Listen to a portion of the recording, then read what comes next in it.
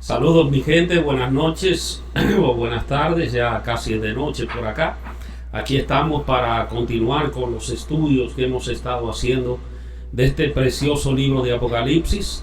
Les invitamos a que busque su Biblia, tome un tiempo y busque su Biblia, porque aquí estamos haciendo esto con escritura en mano, con Biblia en mano, para hablar de este libro que está muy vigente, que está muy a tiempo, porque es el último tiempo. Si ustedes ven la radio cristiana, la televisión cristiana, las plataformas cristianas están pues llenas de información, porque este libro de Apocalipsis está bastante actual para este tiempo.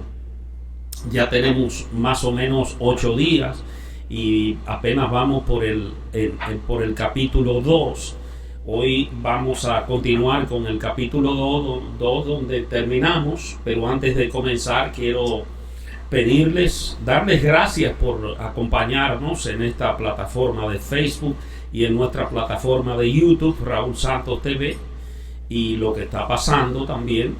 Y son nuestros canales, estamos en Instagram, en Twitter, en TikTok, en todas las redes sociales, pero estas son nuestras principales plataformas. Amén.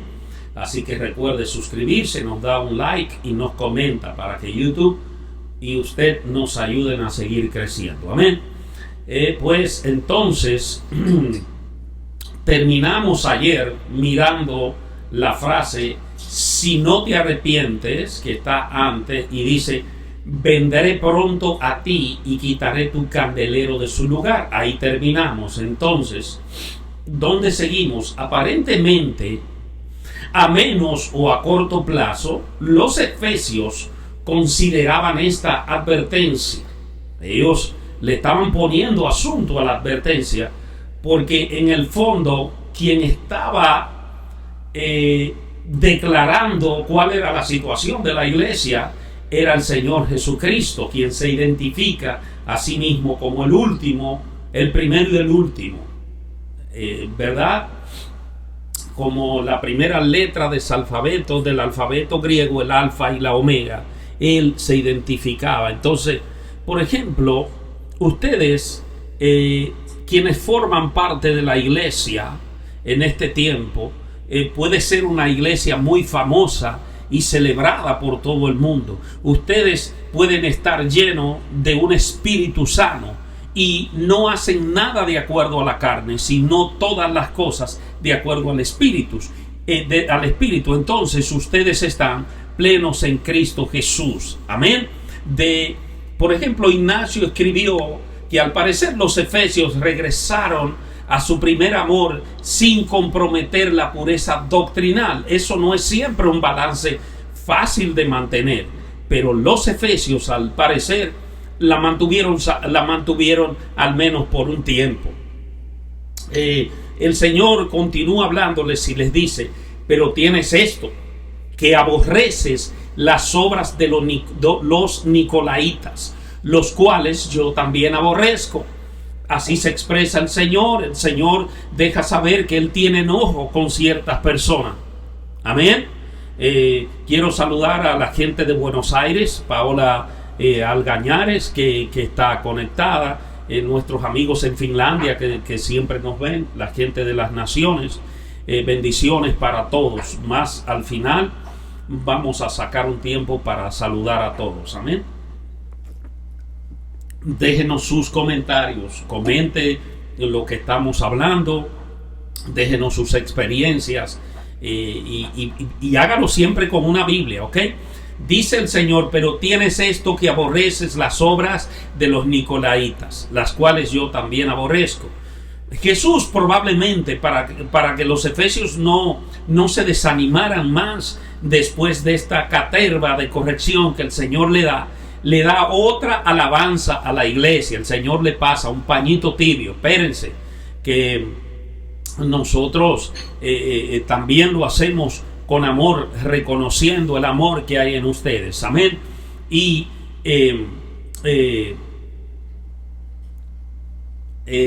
se les halaga porque ellos odiaban a Nicolás y sus obras, los nicolaitas.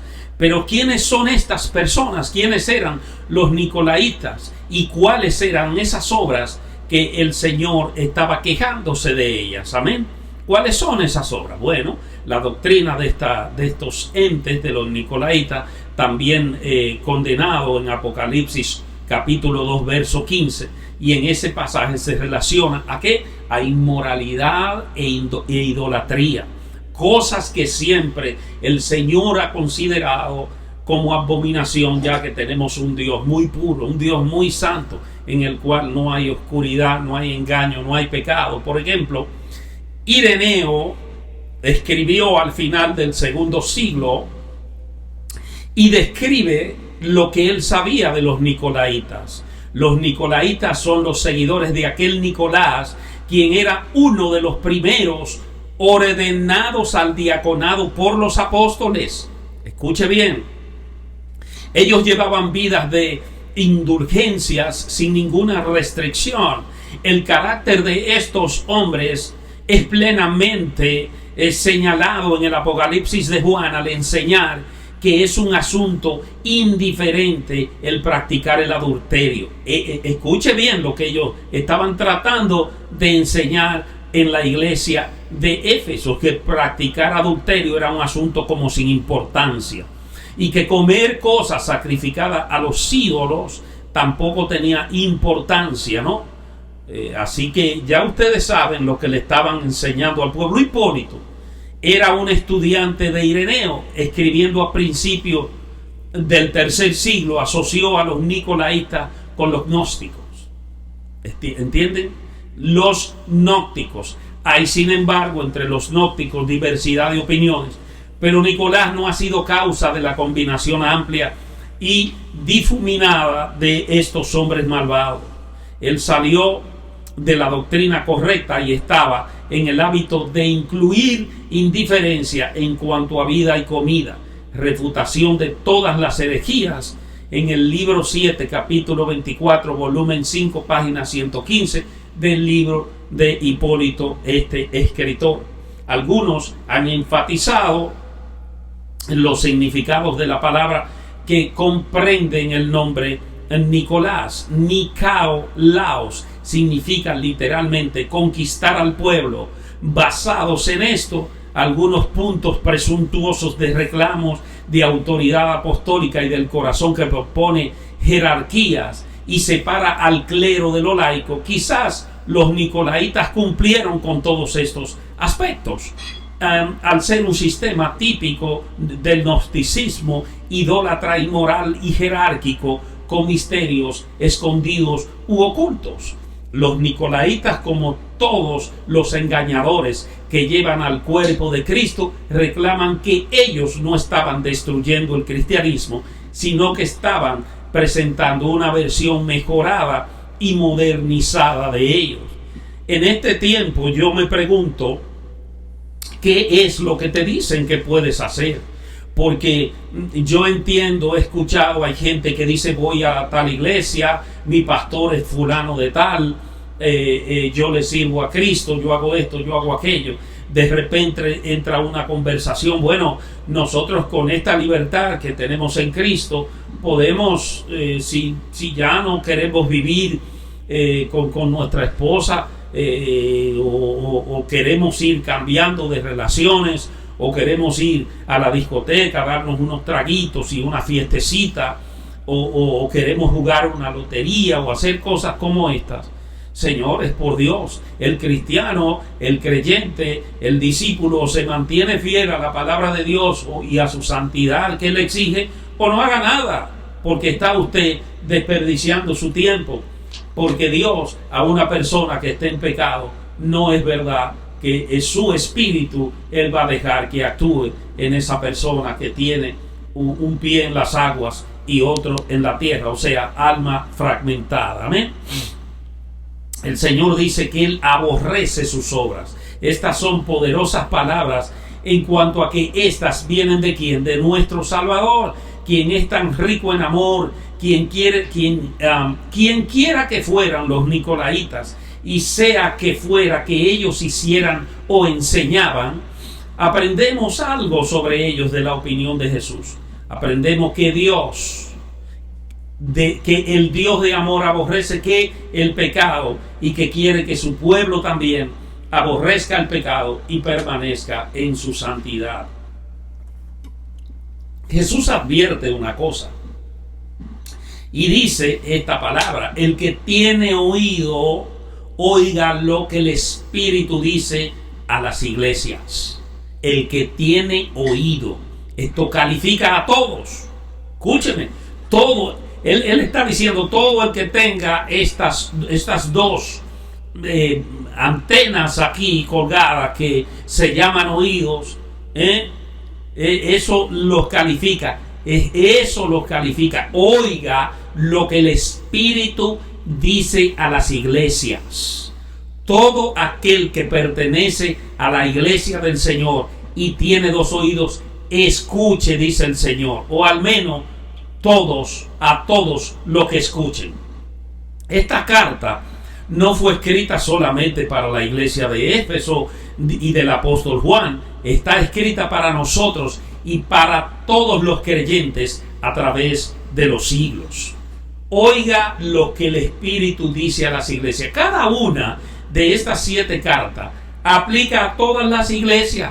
Debemos escuchar lo que el Espíritu dice a las iglesias, no solamente a una iglesia. Estas cartas, cada una de ellas, fueron hechas para hablarle, si solamente tuviera oído, para oírlo lo que el Espíritu dice. Amén. Así que yo entiendo que una persona que no es espiritual, que no tiene el Espíritu de Dios dentro, jamás podrá entender lo que el Señor Jesucristo nos está revelando en este libro de Apocalipsis, y por eso mucha gente cataloga este libro unas veces como un libro terrorista, otras veces como un libro de ciencia ficción, que es una mentira que se inventaron los hombres, que se inventó el apóstol Juan, que vio una pesadilla y la contó. Pero esto no es así. Esta es la pura palabra del Señor enseñándonos cuáles son los eventos de este mundo que vivimos por venir.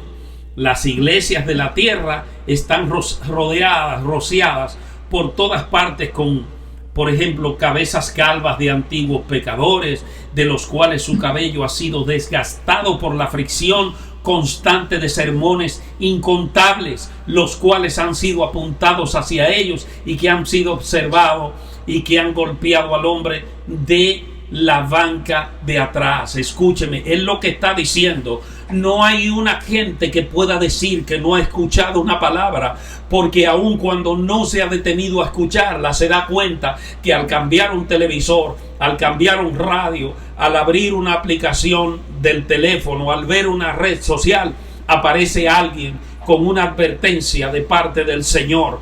Pero el ser humano sigue soberbio. El ser humano continúa siendo muchas veces su propio Dios, poniéndose sus propias leyes y negando la existencia y la veracidad de esta palabra que sale de la boca del Señor Jesucristo. Luego que el Señor hace todas estas advertencias, le dice: al que venciere, le daré de comer del árbol de la vida, el cual está en medio del paraíso de Dios. Al que venciere. Jesús hizo esta promesa a aquel que venciere. Pero ¿qué es lo que vence el vencedor? Usualmente pensamos en vencer en términos dramáticos, al vencer el pecado, guerras espirituales. Pero al parecer, Jesús está aquí hablando de vencer la frialdad de sus corazones y la falta de amor marcada por alejarse de su amor, del primer amor.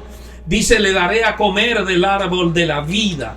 La promesa para estos vencedores es el regresar a Edén y la vida eterna. Esto quiere decir en el sentido eterno de llegar al cielo, el cual no era una pequeña promesa.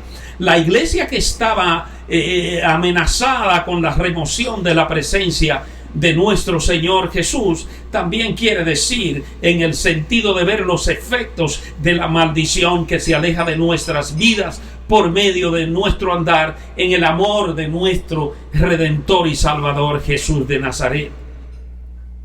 Así que hoy terminamos por aquí esta parte con las advertencias del Señor. Yo tomo mi parte y sé que debo revisar mi amor, mi comportamiento. Sé que debo revisar la forma en que estoy poniéndole atención a las palabras del Señor en esta carta que el Señor le envía a Éfeso, ¿no?